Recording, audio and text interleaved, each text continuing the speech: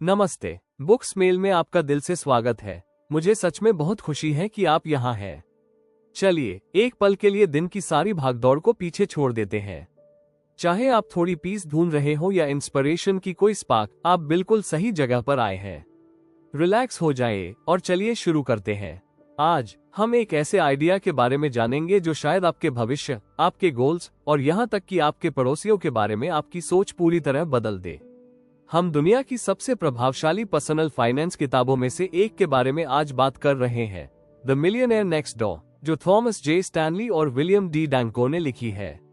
अब अगर आपने ये किताब कभी नहीं पढ़ी तो मैं चाहूंगा कि आप इमेजिन करें, जब आप मिलियनेयर शब्द सुनते हैं तो आपकी आंखों के सामने क्या तस्वीर आती है? शायद एक बड़ी सी हवेली, लग्जरी कार्स की लाइन, सोशल मीडिया पर छाए एग्जॉटिक वेकेशंस और डिजाइनर चीजों से भरा एक जीवन। ये चमकदार है, ये शोर शराबे वाला है, यानी सक्सेस और वेल्थ की जो तस्वीर हमें दिखाई जाती है वही। लेकिन क्या हो अगर ये तस्वीर पूरी तरह से गलत है? क्या हो अगर असली टिकाऊ वेल्थ की हकीकत इसके बिल्कुल उलट है? ये किताब 20 साल से भी ज्यादा की गहरी रिसर्च का नतीजा है। लेखकों ने सिर्फ अंदाजे नहीं लगाए, उन्होंने जाकर अमेरिका में हजारों अमीर लोगों का अध्ययन किया और उनके नतीजे हैरान करने वाले थे। उन्होंने पाया कि ज्यादातर मिलियनेयर बड़ी बड़ी हवेलियों में नहीं बल्कि एवरेज मिडिल क्लास नेबरहुड्स में रहते हैं। ये वो लोग हैं जिन्हें आप ग्रोसरी स्टोर में देखते हैं, जो आपके बच्चे के सॉकर कोच हो सकते हैं, वो शांत परिवार जो आपके ठीक बगल वाले घर में रहते हैं। उनकी दौलत उनकी चीजों में नजर नहीं आती, बल्कि वे अक्सर यूज्ड कार्स चलाते हैं, सिंपल कपड़े पहनते हैं और उसी घर में दशकों से रह रहे होते हैं। उनकी वेल्थ इनविजिबल है। ये सिक्योरिटी और फ्रीडम का एक शांत मगर शक्तिशाली रूप है। इसको गहराई से समझने के लिए और इस किताब की पावरफुल लेसन्स को अपनाने के लिए मैं आपको सिर्फ फैक्ट्स नहीं देने वाला। इसकी जगह मैं आपको एक कहानी सुनाने जा रहा हूँ। ये कहानी है राजू की, जो एक मिडिल क्लास जॉब वाला लड़का जिसके पास अमीर बनने के सपने हैं। अनिता की, यानी राजू की वाइफ, जो बहुत प्रैक्टिकल सोचती है। शर्मा अंकल की, जो है पड़ोस के सिंपल और शांत बुजुर्ग। मेहता जी की, यानी दिखावे वाले बिजनेसमैन। इनके सफर के जरिए हम उन 7 की हैबिट्स को उजागर करेंगे जो सच्चे अमीरों को सिर्फ दिखावा करने वालों से अलग करती है। यह कोई कॉम्प्लिकेटेड इन्वेस्टमेंट स्ट्रैटेजीज की बात नहीं है, यह एक माइंडसेट की बात है। जीने का एक ऐसा तरीका जो हैरानी की हद तक एक्सेसिबल है। तो आराम से बैठिए, चलिए शुरू करते हैं। एक सुहाना शाम था। राजू और अनिता अपनी बालकनी में चिल कर रहे थे और सामने वाले बंगलो से आ रही चमचमाती लाइट्स को ऑब्जर्व कर रहे थे। वो मेहता जी का घर था, जो आमतौर पर एक्टिविटी से भरा रहता था। उनकी गैराज में एक नहीं बल्कि 2 लग्जरी कार्स पार्क थी। वो हमेशा डिजाइनर घड़ियां और लेटेस्ट ब्रांडेड आउटफिट्स पहनते थे। राजू बोला, देखो अनिता, मेहता जी की लाइफ। असली मिलियनेयर यही होते हैं। इनकी लाइफस्टाइल देखो, luxury cars, branded watches, designer कपड़े। अनिता ने प्रैक्टिकल जवाब दिया, पता नहीं राजू, हो सकता है इनकी ईएमआई इतनी ज्यादा हो कि सेविंग्स जीरो हो। हर चमकती चीज सोना नहीं होती। उसी वक्त बगल के घर की लाइट ऑन हुई। वहां रहते थे शर्मा अंकल, पुरानी स्कूटर पर चलने वाले, सिंपल कपड़े पहनने वाले। राजू ने मजाक में कहा, अरे अंकल को तो अमीरी दूर दूर तक नहीं छू गई लगती। राजू को यह नहीं पता था कि कहानी अब पलटने वाली थी। एक दिन बैंक के बाहर राजू की मुलाकात शर्मा अंकल से हुई। अंकल ने पूछा, बेटा फाइनेंशियल प्लानिंग कर रहे हो? राजू बोला, जी अंकल, बस सीख रहा हूँ। आपने रिटायरमेंट के लिए क्या प्लान किया था? शर्मा अंकल ने मुस्कुराते हुए कहा, बेटा मैंने 35 साल नौकरी की, कभी दिखावा नहीं किया। छोटी कार ली, कोई ईएमआई नहीं ली, खर्चे कम रखे, सेविंग्स ज्यादा। आज मेरे पास 3 रेंटल प्रॉपर्टीज हैं और अच्छा बैंक बैलेंस भी। राजू का दिमाग चकरा गया। ये वही शर्मा अंकल थे जिन्हें वो मिडिल क्लास समझता था। राजू ने पूछा, अंकल आपने ये सब कैसे सीखा? शर्मा अंकल बोले, मैंने एक किताब पढ़ी थी, द मिलियनेयर नेक्स्ट डोर। आज तुम्हें उसकी पूरी गहराई से समझाता हूँ। Principle 1, big hat no cattle syndrome. ये किताब की सबसे बड़ी लर्निंग है, अंकल ने शुरू किया। मेहता जी जैसे लोग हाई इनकम तो कमाते हैं पर लो नेटवर्थ वाले होते हैं। इन्हें किताब में UAW कहते हैं, अंडर एक्यूमुलेटर ऑफ वेल्थ। वहीं दूसरी तरफ असली अमीर पौ होते हैं, प्रोडिजियस एक्यूमुलेटर ऑफ वेल्थ। इनका सीक्रेट है कि living well below their means. Principle 2, frugal millionaire का प्लेबुक। अंकल ने रिसर्च के बारे में बताया। लेखकों थॉमस स्टैनली और विलियम डैनको ने पाया कि ज्यादातर मिलियनेयर साधारण घरों में रहते हैं, नई कार नहीं, अच्छे से मेंटेन की हुई पुरानी कार चलाते हैं, सेल्फ एम्प्लॉयड होते हैं, बोरिंग पर प्रॉफिटेबल बिजनेस में, इकोनॉमिक आउट पेशेंट केयर नहीं देते, बच्चों को आसान पैसा नहीं देते। प्रिंसिपल 2, फ्रूगल मिलियनेयर का प्लेबुक। अंकल ने रिसर्च के बारे में बताया।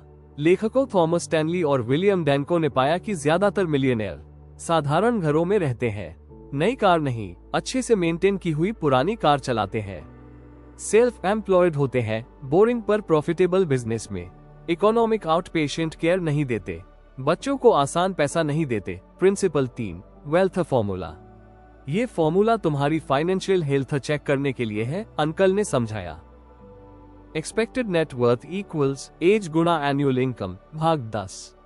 अगर तुम्हारी एक्चुअल नेट वर्थ इससे ज्यादा है तो तुम PAW यानी अंडर एक्यूमुलेटर ऑफ वेल्थ हो, कम है तो UAW यानी अंडर एक्यूमुलेटर ऑफ वेल्थ हो।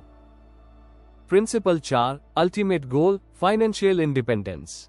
अंकल ने गंभीर होकर कहा, असली अमीर का गोल किसी को इम्प्रेस करना नहीं, फाइनेंशियल इंडिपेंडेंस हासिल करना होता है। मेहता जी जैसे लोग गोल्डन हैंडकफ्स में फंसे होते हैं, महंगी लाइफस्टाइल के चक्कर में हाई स्ट्रेस जॉब करते रहते हैं। प्रिंसिपल 5, राइट पार्टनर का चुनाव। लाइफ पार्टनर तुम्हारा सबसे बड़ा फाइनेंशियल डिसीजन है, अंकल ने सलाह दी। अगर तुम्हारा पार्टनर भी तुम्हारी तरह फ्रूगल और फाइनेंशियली डिसिप्लिन्ड हो तो तुम दोनों एक ड्रीम टीम बन जाते हो। Principle 6, peace of mind. Uncle ने आखिरी बात कही, असली अमीरी की पहचान गाड़ी या घर से नहीं, पीस ऑफ माइंड से होती है। जीरो डेट, अच्छी सेविंग्स और वो कॉन्फिडेंस जो कोई ब्रांडेड वॉच नहीं दे सकती, यही तो असली अमीरी है। उस रात छत पर बैठे राजू और अनिता इस नई समझ को डाइजेस्ट कर रहे थे। राजू बोला, तो सार यह है, असली मिलियनेयर वो नहीं जो दिखता है, वो तो बिग हैट नो कैटल वाला UAW हो सकता है। असली हीरो तो वो पौ है जो फ्रूगल लिविंग और फाइनेंशियल डिसिप्लिन से क्वाइटली अपनी एम्पायर बिल्ड करता है। अनिता मुस्कुराई, हाँ राजू, वेल्थ दिखाने की चीज नहीं, फील करने की चीज है। शर्मा अंकल जैसे लोग उसी पीस को चूज करते हैं। राजू ने फैसला किया, आज से मेरा फोकस शो ऑफ पर नहीं, नेट वर्थ पर होगा। मैं भी एक प्रोडिजियस एक्यूमुलेटर ऑफ वेल्थ बनूंगा। ये कहानी जो द मिलियनेयर नेक्स्ट डोर पर आधारित है, हमें अमीरी, सफलता और एक रिच लाइफ के असली मतलब के बारे में बहुत गहरी बातें सिखाती है। यहाँ इस कहानी से सीखने वाले मुख्य लाइफ लेसन्स हैं। True wealth is not about display, दिखावा ही सब कुछ नहीं है। सबसे बड़ी बात यह है कि बाहर से दिखने वाली चीजें धोखेबाज हो सकती हैं। मेहता जी अपनी फ्लैशी कार्स और डिजाइनर क्लोथ्स के साथ वेल्थी लगते हैं, लेकिन उनकी फाइनेंशियल रियलिटी शायद MS और एक्सेसिव स्पेंडिंग की वजह से प्रिकेरियस हो। वहीं शर्मा अंकल एक सिंपल जिंदगी जीते हुए भी केयरफुल प्लानिंग और सेविंग के जरिए काफी नेटवर्थ रखते हैं। जिंदगी में हम अक्सर सक्सेस को वेल्थ के विजिबल साइंस जैसे बड़े घर, महंगी कारें और ब्रांडेड आइटम्स से जोड़ते हैं।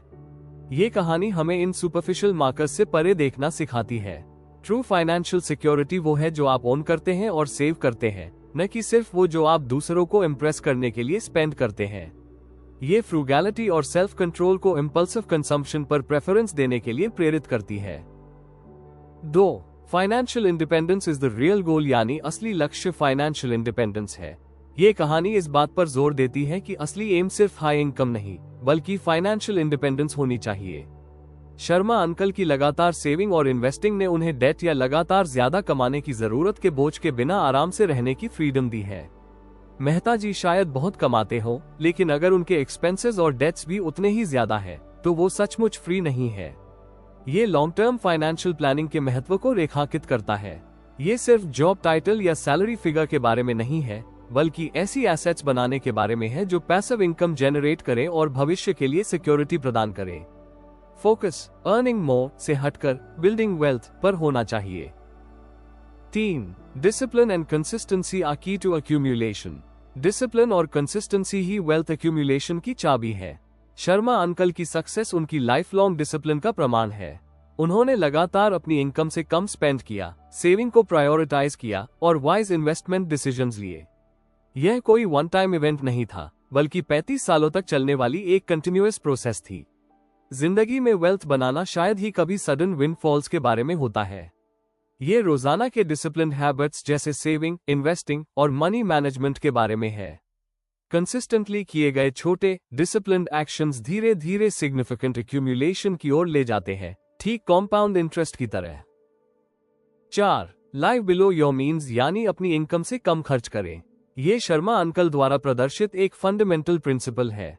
उन्होंने अपनी इनकम को अपनी लाइफस्टाइल तय नहीं करने दी, बल्कि उन्होंने अपनी फाइनेंशियल गोल्स के आधार पर अपनी लाइफस्टाइल को नियंत्रित किया। वो समझते थे कि आप जितना कमाते हैं उससे कम खर्च करना वेल्थ क्रिएशन की नींव है। पर्सनल फाइनेंस और लाइफ चॉइसेस में लाइफस्टाइल इन्फ्लेशन से बचना बहुत जरूरी है।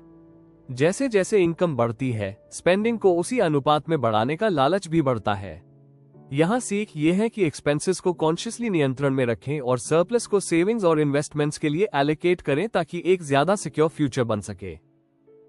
5. Knowledge and prudent decision making Trump showmanship, यानी ज्ञान और सही डिसीजंस दिखावे से ज्यादा जरूरी है। शर्मा अंकल की वेल्थ नॉलेज और स्मार्ट डिसीजंस पर बनी है, न कि ब्रैगिंग या इम्प्रेस करने की कोशिश पर। उन्होंने शायद फाइनेंशियल प्लानिंग के बारे में खुद को एजुकेट किया और कैलकुलेटेड मूव्स लिए। मेहता जी का अप्रोच, जो सोशल स्टेटस की चाहत से प्रेरित है, शायद पुअर फाइनेंशियल डिसीजंस की ओर ले जाए। जिंदगी के किसी भी पहलू में सुपरफिशियली जानकार या सफल दिखने की तुलना में इन्फॉर्म्ड डिसीजंस लेना ज्यादा वैल्यूएबल है।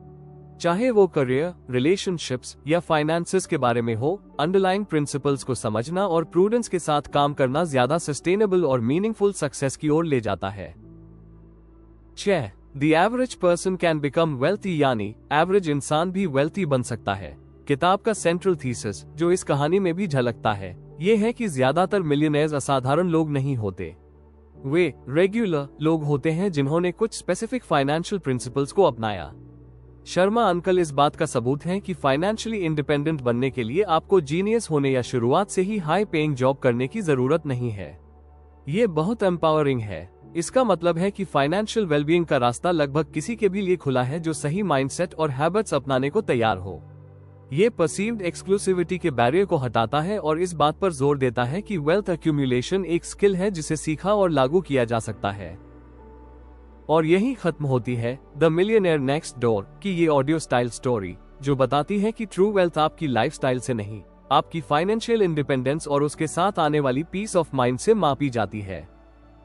अगर आपको मेरे साथ द मिलियनेयर नेक्स्ट डोर पढ़ने में मजा आया और अगर आप हमारे साथ उन किताबों के बारे में और गहराई से जानना चाहते हैं जो आपका नजरिया बदल सकती है, तो कृपया चैनल को सब्सक्राइब करें और बेल आइकॉन दबाएं। इससे हमें आगे बढ़ने और ऐसी और कहानियां आप तक पहुंचाने में वाकई मदद मिलती है। सुनने के लिए बहुत बहुत शुक्रिया। आपके समय और आपकी जिज्ञासा के लिए शुक्रिया।